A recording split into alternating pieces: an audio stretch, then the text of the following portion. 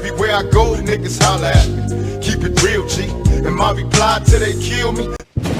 Tupac was a star in Interscope, and Interscope had their hands full with him. He was in jail and in trouble. He just had got beat up by the police. He had a lawsuit going to them that he won, and he was getting just harassed for anything. I mean, you know, they just start throwing him on the news as the bad guy rap when he really wasn't that person. Tupac was in the news every day. I mean, you can't buy that kind of publicity. It's unfortunate the kinds of media coverage that they got, but it added to sales. People that know Pac had like 15 cases in different states in America. We would go do a show, Pac would go straight to court as soon as we get off the airplane. Being black and last name being Shakur in America, he never had a chance. Yo, YouTube, what up? It's your homie Gab. I'm in the building, and this is Machiavelli Media. So you hear Rated R say that the media tried to turn Tupac into the bad guy. Well, Tupac was the biggest threat in hip-hop, and in my opinion, he still is. Because there's never been a hip-hop artist that has drawn so much attention on race relations in this country, on politics, on social issues. I mean, every time something happens right now, you can hear Tupac music playing in the background. If it's something political or if there's any injustice that needs to be fought, Tupac still creates the battle cry. Which was very problematic during the 90s because that's when you started to see the machine just pump gangster rap and gangsterism, and the bitch and hoe and the nigga complex took over hip hop completely. Now, all of us use that slang. A lot of us still have it in our vocabulary. But with that, Tupac also kicked knowledge, and he tried to educate his people to the best of his ability. But if you look at who he was, Tupac still is a major threat in those regards because his music and his message hasn't gone anywhere. I know people such as myself, I find it important to keep Tupac's message and what he had to say alive because Tupac was much more than just a rapper. You know, we don't forget about Martin Luther King. We don't forget about Malcolm X. These are two individuals that we hold near and dear in our community, and I believe Tupac should be looked at in the same regard. His life was cut down way too short, way too early. It was unfair what happened to Brother Pac because he was just scratching the surface of what he could have been. But when we seen the potential in Tupac, so did the enemy. And that's why it was important to try to destroy him in many ways as they could. They tried to put him in jail. You know, they dirtied up his name. When that didn't work, ultimately, I believe they had a hand in him losing his life. But if you look at the things Tupac did that made him a threat, in my opinion, they looked at him like he had to go. When he sued the police department for assaulting him for jaywalking, and he won, they put a target on his back. But when he shot those two dirty, off-duty Atlanta cops, it was a wrap. It was a wrap. Everywhere he went, he caught the eye, and he was on the radar of the police department. Rated R said Tupac had 15 cases. I remember talking to different outlaws behind the scenes, and they would tell me like, yo, Pac couldn't catch a break. That wasn't by accident. You think that was an accident? Fuck no. They was gonna make Tupac pay for what he done or who he was. See, Tupac was born of the revolution. You know that. You know who his mom was, Miss Tupac Shakur. And later on, you found that his father was a Black Panther, Mr. Billy Garland. So just look what they did to that organization alone. They destroyed it. So they thought. And any traces of it, they was coming after. Pac was born from that. He had those same core values, those same teachings, but he was doing it on a larger scale. I remember saying that, in my opinion, that Tupac was just as big as Martin Luther King, let's just say that.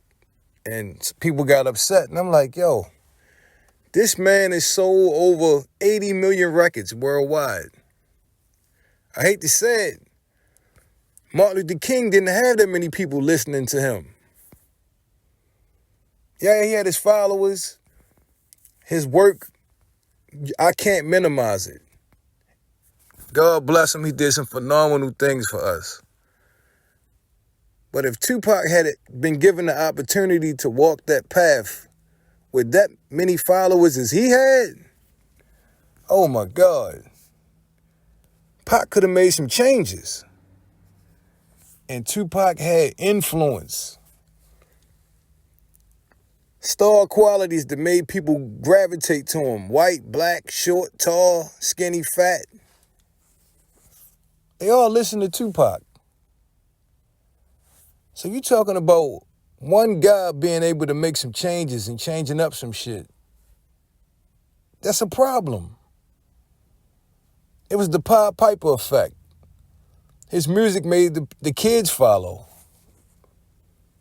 White kids, black kids, Mexican kids, Indian kids, and they still follow it. The only gratitude that the Tupac haters or, the people that caused his downfall is that he's not physically here. So they know, that's over with, thank God. But I don't think they'd never let an artist, terrorize the improper social structure system that's in place like Tupac did. I think before the artists get close to where Tupac was in stature, he'd be snatched off the market or something horrible will happen to him. They'll never let it be. Because they can't get rid of Pac. They can't get rid of his message. His music is still bumping. The content is alive and well. Every day, something new or something to revisit gets touched on. And they wanted to make Tupac look like he was insane at different times. They tried to make him some kind of sexual deviant. They tried to make him just a hoodlum. People try to destroy him now, and they still can't do it. They can't do it. But you got to give him an A for effort.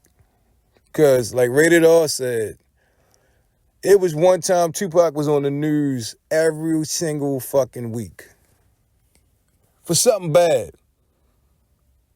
And I was like, yo, this shit is getting out of control. It's getting out of hand. From limousine drivers to getting in fights at parties or getting arrested at his own concerts to riding in the car with dudes to get pulled over. It was always something, yo. And you got to ask yourself why. And then when you look at where things ended up and how it ended up, it's a lot of unanswered questions. Like, why was he being followed by the FBI, the night he was murdered? Why did they claim they took their men off the detail just seconds before he was murdered? Then you had an agent come out years later and say that they caught Tupac's murder on tape.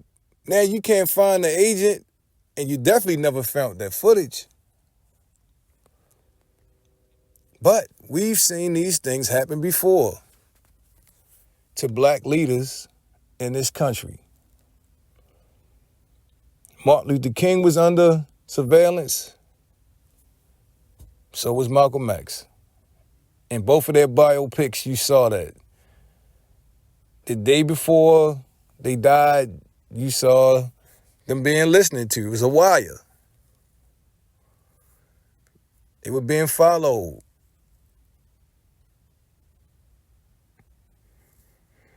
What made Tupac so troubling?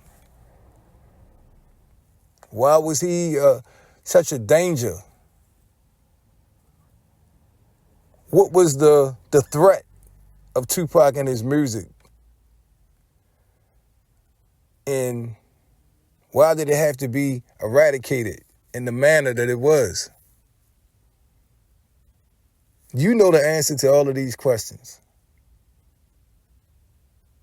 Let's talk about it. Why was it so important for them to try to paint the narrative that Tupac was a bad guy, or should I say the bad guy of hip-hop, when in reality, Tupac was one of our heroes? Tell me what you think. Leave your thoughts in the comment section. Don't forget to sub to the channel. This is Machiavelli Media. Turn on the post notifications so you be the first ones to get it when I drop that shit. If this video was important to you, make sure you give it a big thumbs up.